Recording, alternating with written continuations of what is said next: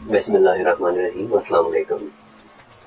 آج اس چیپٹر کے اندر میں آپ کو ایک بہت پرانی دنیا میں لے جانا چاہتا ہوں، بہت شروع کی دنیا، جب آدم علیہ السلام کو یہاں بھیجا گیا تھا۔ قصہ آدم تو آپ نے بہت سی کتابوں میں پڑھا ہوگا کہ کس طرح آدم اور حوا علیہ السلام جنت سے زمین پر آئے، اور پھر ان کے بیٹوں حابیل اور قابیل کے بارے میں بھی۔ انفیکٹ تقریباً ہم سبھی نے بچپن میں قابیل اور حابیل کا قصہ سن رکھا ہے کہ کیسے ایک نے دوسرے کا قتل کیا تھا۔ لیکن میں آپ کو اس زمانے میں ایک بالکل مختلف انداز میں لے کر جانا چاہتا ہوں، قرآن اور حدیث کے سائے میں رہ کر آرکیالوجی کی دنیا میں۔ آرکیالوجی یعنی قدیم زمانے کی سائنٹیفک اسٹڈی، جو ہمیں اس بہت شروع کی دنیا کے ثبوت دیتی ہے کہ وہ کیسی تھی۔ لکھائی کی ایجاد یا ریکارڈڈ ہسٹری تو صرف چند ہزار سال پہلے کی بات ہے۔ انفیکٹ ہمارے پاس تو سب سے پرانی لکھائی بھی صرف اور صرف 5200 ایئرس اولڈ ہے۔ 5200 سال پرانی مٹی کی ایک چھوٹی سی تختی جو عراق سے ملی تھی، اور اس پر کسی ورکر کو شراب دینے کے متعلق ہدایات لکھی ہوئی ہیں، جس سے پتہ چلتا ہے کہ وہ ایک اچھا بھلا اسٹیبلشڈ معاشرہ تھا۔ لیکن جس دور کی میں بات کر رہا ہوں وہ ان تختیوں سے بہت پہلے کا ہے، جسے ہم عام زبان میں پتھر کا زمانہ کہتے ہیں۔ لکھائی کی ایجاد سے بہت پہلے کی دنیا، پری ہسٹری کا زمانہ، ایک بالکل شروعاتی دنیا۔ اور اس دنیا میں لے جانے کے لیے میں آپ کو مختلف ممالک، مختلف جنگلوں اور مختلف غاروں میں لے کر جاؤں گا، جہاں ہم حیران کر دینے والی چیزیں دیکھیں گے۔ ان غاروں میں بنی ہزاروں سال پرانی پینٹنگز، پتھر کے زمانے کی قبریں، اور ان قبروں کے اندر چھپے راز۔ لیکن قبریں کیوں؟ کیونکہ مرے ہوئوں کو دفنانا ایک آئیڈیولوجیکل سسٹم اور ایک معاشرے کا نہ رد ہونے والا ثبوت ہے، اور اسی لیے جب بھی آرکیالوجسٹ انسان کی تاریخ ڈھونڈ رہے ہوتے ہیں تو وہ دفنانے کے طریقوں پر بہت زیادہ غور کرتے ہیں، کیونکہ لوگوں کے دفنانے کا طریقہ ان کے زمانے کی زندگی، موت اور مذہب کے ان کے کانسیپٹس کے بارے میں بڑے واضح ثبوت پیش کرتا ہے کہ وہ لوگ اس وقت کیا سوچتے تھے۔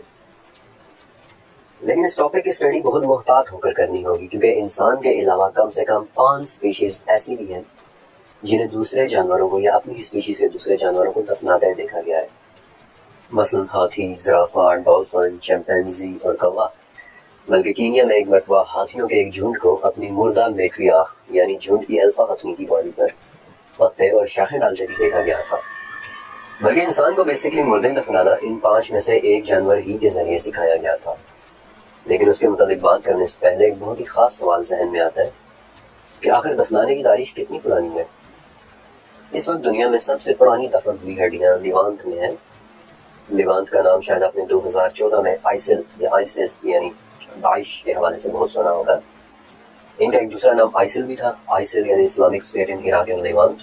لیوانت ایک پورے علاقے کا نام ہے جس میں کئی ملک آتے ہیں، فلسطین، اسرائیل، شام، لبنان، اردن، یعنی کہ یہاں تک کہ ترکی کا کچھ علاقہ بھی۔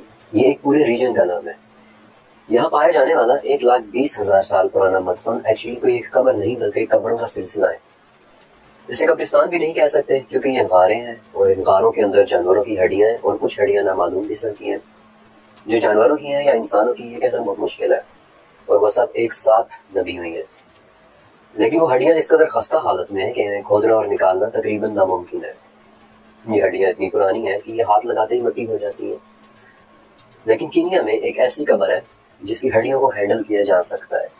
وہ قبر آج سے 78,000 سال پہلے کسی نے اپنے 2.5 یا 3 سال کے بچے کے لیے بنائی تھی۔ انفیکٹ اس قبر میں موجود ہڈیوں کو نام بھی مٹوٹو کا دیا گیا ہے، جس کا سواحلی زبان میں مطلب ایک چھوٹا سا بچہ ہوتا ہے۔ یہ ڈسکوری آج سے صرف 9 سال پہلے ہوئی تھی، اور ابھی بھی ریسرچ چل رہی ہے کہ کیا اسپیشیز کے اعتبار سے یہ بچہ کسی انسان کا تھا یا کسی غیر انسانی اسپیشیز کا تھا۔ اور میں آپ کو بتا چکا ہوں کہ دفنانے کا عمل انسان کے علاوہ کئی دوسری مخلوقات بھی کرتی ہیں، اور یہی کچھ قابیل والے معاملے میں ہوا تھا۔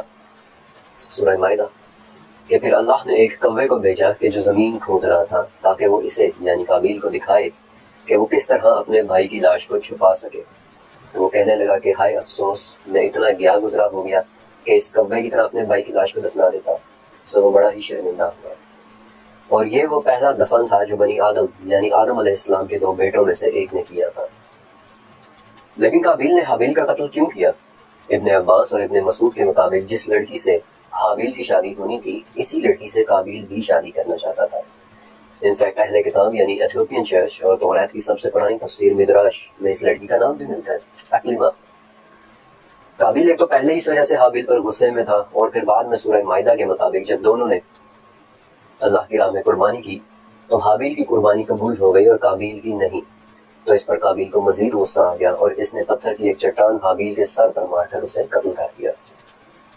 پتھر کی چٹان کے ذریعے قتل والی بات ابن کثیر کی تفسیر میں بھی ہے، اور پہلی صدی یعنی حضرت عیسیٰ علیہ السلام کے صرف 100 سال بعد لکھی جانے والی ایک لیٹن کتاب اینٹیکویٹاٹم بیبلیکارم یعنی کہ بائبل کی تاریخ میں بھی ہے، اور اس میں یہ بھی لکھا ہے کہ اس وقت قابیل کی عمر صرف 15 سال تھی۔ لیکن قتل کر دینے کے بعد قابیل کو سمجھ نہیں آ رہی تھی کہ اب حابیل کی لاش کا کیا کرے، اور تب اس نے دیکھا کہ ایک کوے نے دوسرے کوے کو مارا اور پھر اسے مٹی میں دفنا دیا، اور اسی طرح وہ واقعہ سورہ مائدہ کی 31ویں آیت میں لکھا ہوا ہے۔ میں آپ کو پہلے بتا چکا ہوں کہ کوا ان 5 سپیشیز میں سے ایک ہے جنہیں دوسرے کووں کو دفناتے ہوئے دیکھا گیا ہے۔ حابیل کے بعد آدم علیہ السلام کے تیسرے بیٹے شیس علیہ السلام پیدا ہوئے۔ شیس کا مطلب ہے اللہ کے نام کا تحفہ، اور آدم اور حوا علیہ السلام نے ان کا نام شیس اس لیے رکھا کیونکہ اللہ نے انہیں حابیل کے قتل کے بعد شیس عطا کیے تھے، جو آگے چل کر ایک بہت بڑے پیغمبر بھی بنے۔ انفیکٹ حضرت ابو ذر رضی اللہ تعالیٰ عنہ روایت کرتے ہیں کہ آپ صلی اللہ علیہ وسلم نے فرمایا تھا، اللہ تعالیٰ نے 100 صحیفے نازل کیے ہیں، جن میں سے 50 صحیفے تو صرف حضرت شیس علیہ السلام پر ہی اترے تھے۔ شیس علیہ السلام کو اہل کتاب بھی سیت کے نام سے جانتے ہیں، اور آپ نے شیس کا نام ضرور ذہن میں رکھنا ہے، آگے چل کر ان کا کردار بہت اہم ہوگا، اور میں آپ کو ان کے متعلق کافی کچھ بتاؤں گا بھی کہ انہیں کیا خاص تعلیمات اور علم دیا گیا تھا، اور حضرت آدم علیہ السلام نے انہیں کیا کچھ بتایا تھا۔ رہا قابیل، بک آف جوبلیز جو توریت پر کیا گیا ایک بہت ہی قدیم کام ہے۔ حابیل کو قتل کرنے کے بعد قابیل اس جگہ سے ناد کی سرزمین میں چلا گیا تھا، دا لینڈ آف ناڈ، کہ جو آج کے یمن کے شہر عدن کے پاس ایک جگہ ہے۔ وہاں اس نے پتھر کی چٹانوں سے ایک گھر بنایا، اور اسی گھر کی چھت اس پر گر پڑی تھی، یعنی جیسے ایک چٹان سے اس نے اپنے بھائی کو قتل کیا تھا، اس کا اپنا انجام بھی ویسے ہی چٹانوں کے نیچے جب دب جانے سے ہوا۔ ان میں حقیقت کیا ہے، اللہ عالم۔ اب ایک اہم سوال کہ حابیل اور قابیل کا یہ واقعہ کب ہوا تھا۔ قرآن و حدیث میں ان واقعات کی کوئی ٹائم لائن نہیں بتائی گئی، لیکن آرکیالوجی میں ایک بات بڑی وضاحت کے ساتھ نظر آتی ہے۔ پچھلے 50,000 سال کے اندر یا پھر نیانڈرتھلز کے بعد سے ہمیں جتنی بھی انسانی قبریں ملی ہیں وہ کوئی سادہ سے مدفن نہیں ہے، بلکہ یوں لگتا ہے کہ انہیں اہتمام سے دفن کیا جاتا تھا۔ تو مثلاً رشیا کا سنگیر بریل، یہ ماسکو کے قریب آج سے 32,000 سال پرانی ایک بڑی عجیب سی قبر ہے۔ اس قبر کے اندر ایک جوان شخص کا ڈھانچہ ہے جسے کسی اوزار سے مارا گیا تھا، اور اس کے پورے جسم پر ہاتھی دانت سے بنے 3000 موتیوں کی ایک جھالر ہے۔ اس کے قریب 2 بچے بھی دفن تھے، اور ان پر بھی اسی طرح کی جیولری تھی، لیکن ان بچوں کی کھوپڑیاں اور ہڈیاں ایسی ہیں جیسے اب نارمل لوگوں کی ہوتی ہیں، بہت چھوٹی اور بالکل مڑی ہوئی۔ لیکن ایک بڑی اہم بات ہے کہ ان تینوں باڈیز کو، ان تینوں اجسام کو ریڈ پوکر یعنی قدرتی سرخ مٹی سے لیپا گیا تھا۔ یہ مٹی پاکستان میں بھی گیرو کے نام سے ملتی ہے، اور یہ ایک قدرتی پگمنٹ ہے، اٹس اے نیچرل کلر، یعنی یہ ایسی مٹی ہے جو ایک قدرتی رنگ بھی دیتی ہے، اور آگے چل کر آپ دیکھیں گے کہ سرخ مٹی کے پیچھے کوئی نہ کوئی خاص بات ضرور تھی۔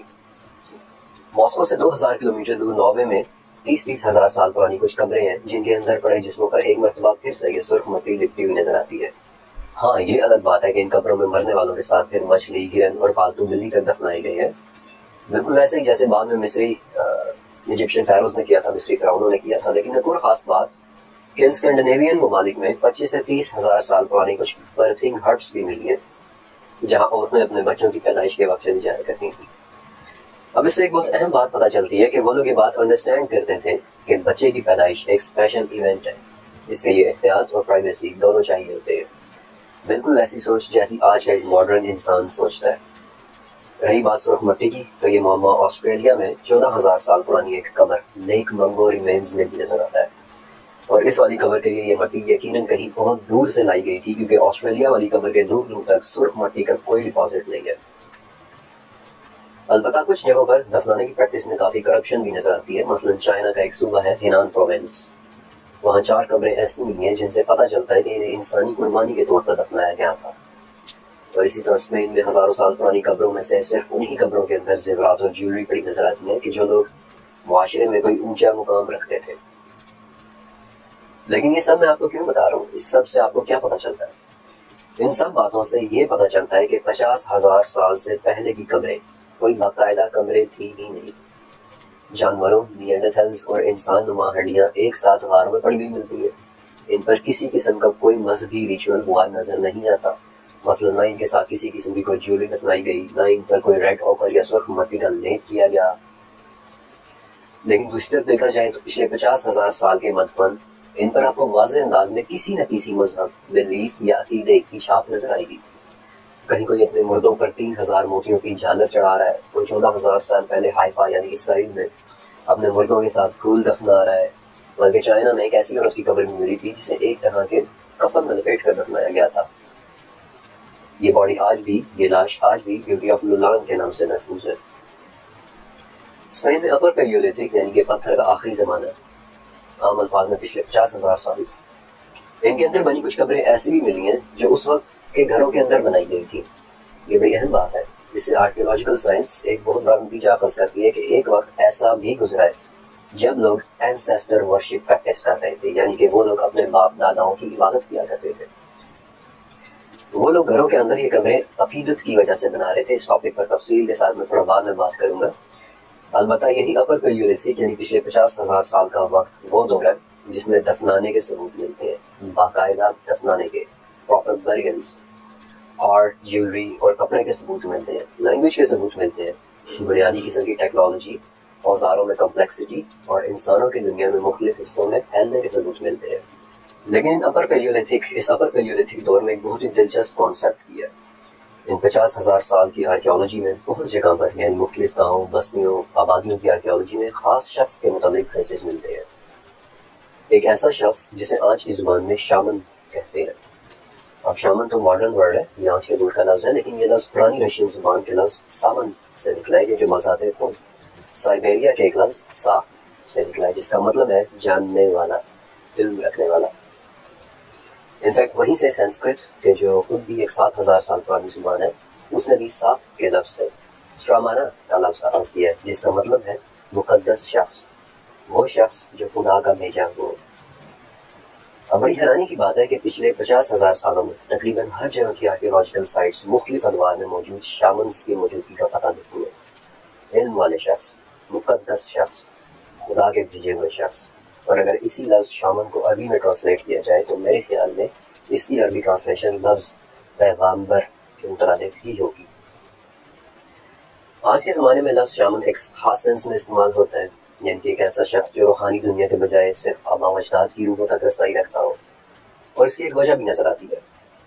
ابھی تھوڑی دیر پہلے میں نے آپ کو اسپین میں ملنے والی 29,000 سال پرانی قبروں کے متعلق بتایا تھا جو ان لوگوں نے اپنے گھروں کے اندر بنائی ہوئی تھی، جیسے آج بھی کچھ لوگ کرتے ہیں۔ اور اس کی وجہ مر جانے والے سے جذباتی وابستگی ہوتی ہے، اور تب بھی ہوتی تھی۔ اس پریکٹس سے آرکیولوجسٹ یہ نتیجہ اخذ کرتے ہیں کہ پری ہسٹری میں ایک وقت ایسا بھی گزرا ہے جب لوگ اپنے آباء و اجداد کی روحوں کی عبادت کرتے تھے۔ اسپین کی ان قبروں کے علاوہ میں آپ کو ایک اور ملک میں لے کے چلتا ہوں، آج سے 13,000 سال پرانا اردن، جہاں عین الغزل میں اس وقت 32 مجسمے موجود ہیں۔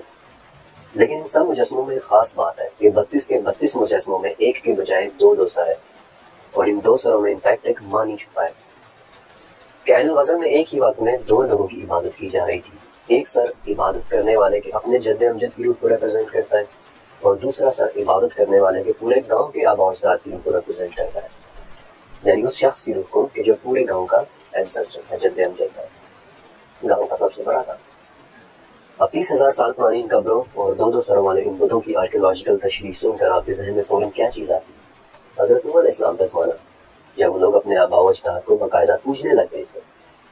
ان لوگوں کے وہ جد امجد جن کا نام سے ذکر سورہ نوح کی 23ویں آیت میں ہے کہ انہوں نے کہا ہرگز اپنے معبودوں کو نہ چھوڑنا، اور نہ ہی ود کو اور سوا کو اور یغوث کو اور یعوق کو اور نصر کو چھوڑنا۔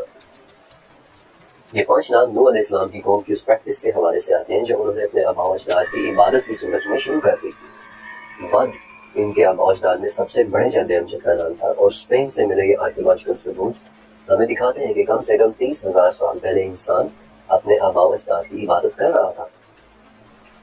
اسپین اور عین الغزل یہ صرف 2 آرکیولوجیکل سائٹس ہیں۔ اللہ جانتا ہے، اللہ بہتر جانتا ہے کہ دنیا کے باقی ممالک میں ٹنوں مٹی کے نیچے ایسے کون سے راز دفن ہیں جو ہمیں اس زمانے کے متعلق کیا کچھ بتا سکتے ہیں، کیونکہ آباء و اجداد کی عبادت اس وقت بھی کسی ایک جگہ نہیں ہو رہی تھی، اور نہ ہی کسی ایک خاص زمانے میں، یہ مختلف زمانوں اور مختلف علاقوں میں ہوتی رہی ہے، جیسا کہ آج بھی زندہ ہے، اور اس وقت بھی دنیا کے 12 ممالک میں کہیں نہ کہیں آباء و اجداد کی عبادت ہو رہی ہے۔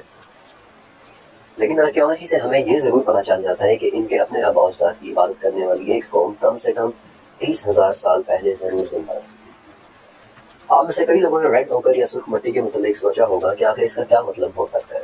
ہزاروں میل دور آسٹریلیا جیسے ایک آئسولیٹڈ بر اعظم پر دفن ہوئے شخص پر سرخ مٹی کی موجودگی سے یہی لگتا ہے کہ سرخ مٹی اس دور میں یقیناً کسی خاص اہمیت کی حامل رہی تھی۔ وہ اہمیت کیا تھی؟ اس کا فائنل جواب آج بھی ہمارے پاس نہیں ہے۔